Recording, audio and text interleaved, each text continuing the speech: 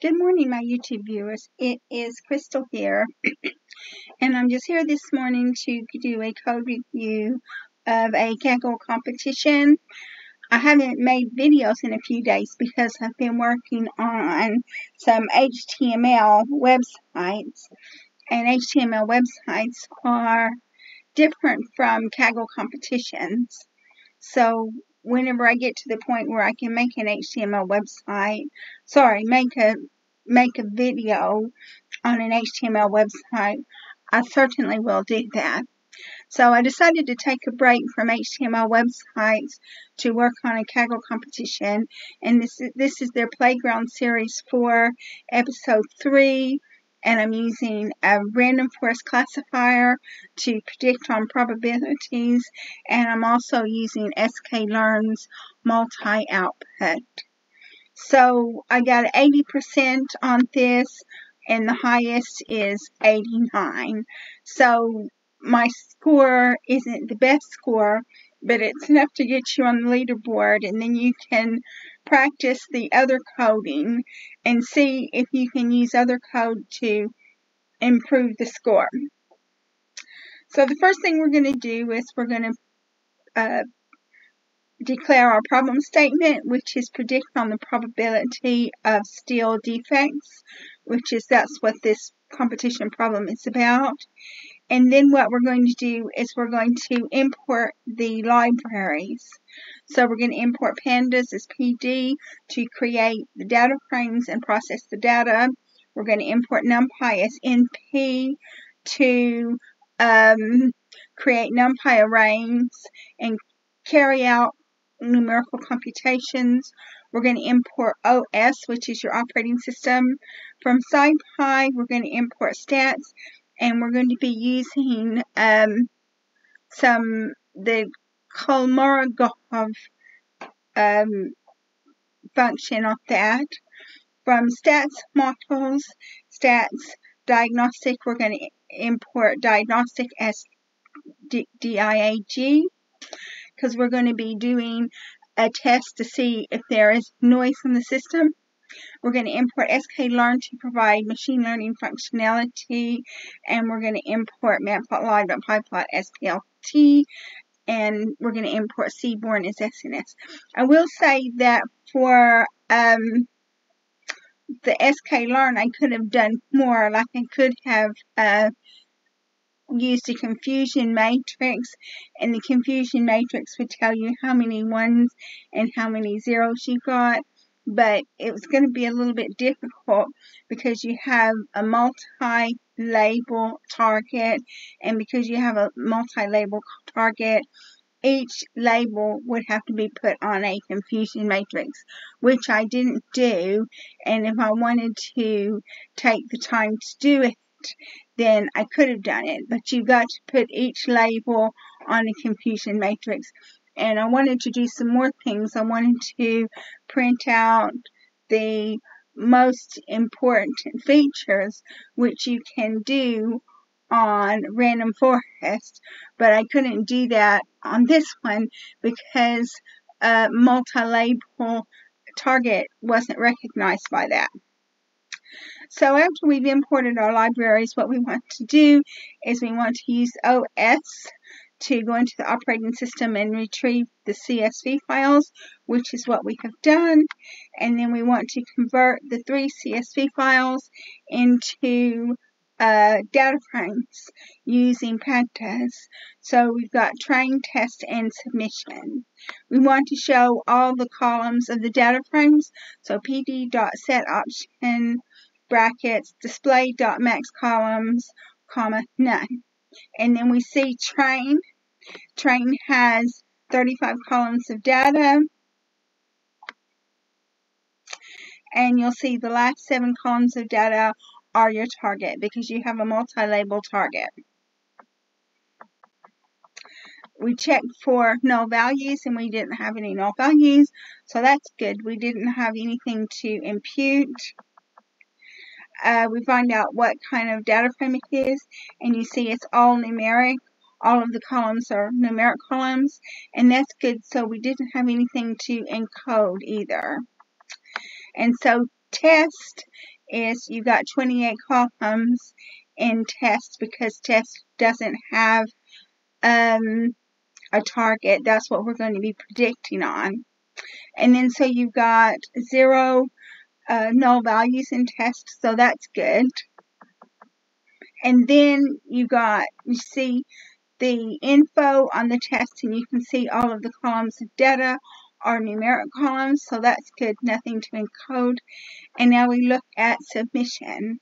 So we've got our ID, and then we've got 7 labels. We're going to check the cost. We're going to check if columns don't come from the same sample and ID doesn't come from the same sample, so we dropped the ID, but we were going to drop the ID anyway. The reason for that is because Pandas automatically indexes all of the rows of data anyway, so you don't need that. And it might just hinder the predictions having it in there. We're going to check to see if we've got noise in the data set. We're going to check both the train and the test data set, but we're going to do columns on test because we're not going to check the target. And this was a pretty hard one to do because it gives you the output, and if the output is less than 0.01, it's not pure white noise. And I looked through it, and I don't think any of the outputs were less than 0.01, which means this is, according to the test, means this is a noisy data set. But we keep going down there, so we know we have a noisy data set.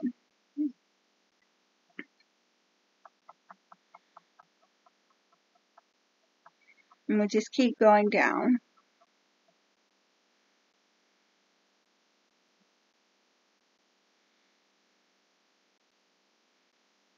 Okay, let's just see.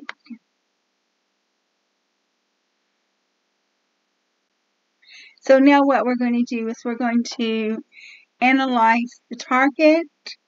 And so we're going to use the SNS displot, train call, and then we're going to only be analyzing the all of the rows and the targets from -7 to the end. So there's your first target. You can see that we've got a very high class imbalance. There's the second target, another high class imbalance with second label. Third label, another high class imbalance. Fourth label, very high class imbalance. Fifth label, high class imbalance. Sixth label, high class imbalance. And a seventh label, class imbalance.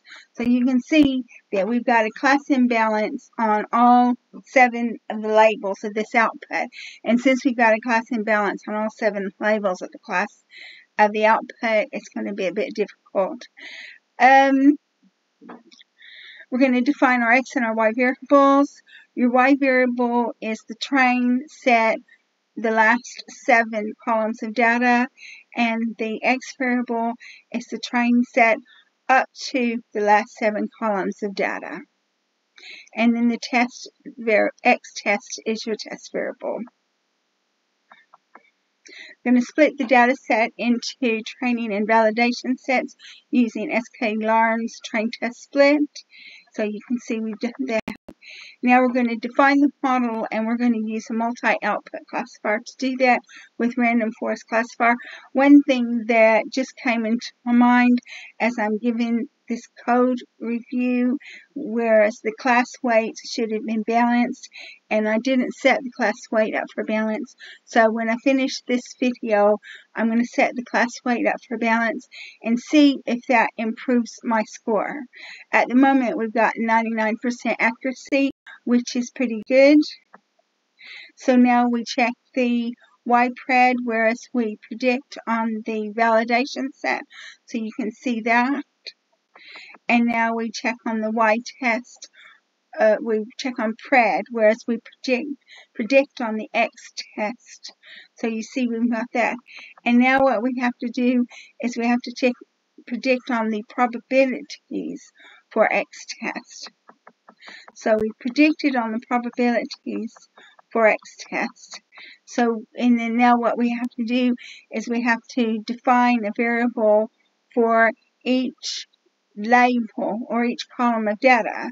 So you've got proba pastry is column 0, proba Z is column 1, proba K is column 2, proba stain is column 3, proba dirt is column 4, proba bump is column 5, proba other is column 6.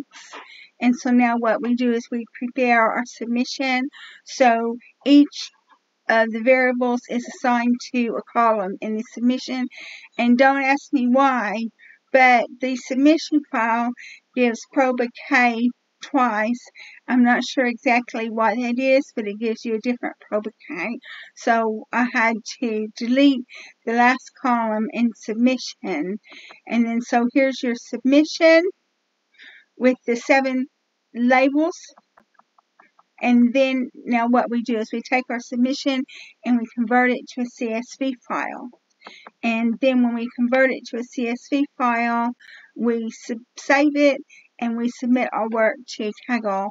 And when we submitted our work to Kaggle, I got 80% accuracy, but the highest accuracy was 89, so it wasn't that great. But what I will do is when I finish this code review, I'm going to go ahead and make the class weights balance, see if that improves my score. So that's it for this code review with the Kaggle competition playground session 4-3. Thank you to my subscribers for watching my video. If you like this video, please like, subscribe, and share. And I look forward to making more videos for you in the future.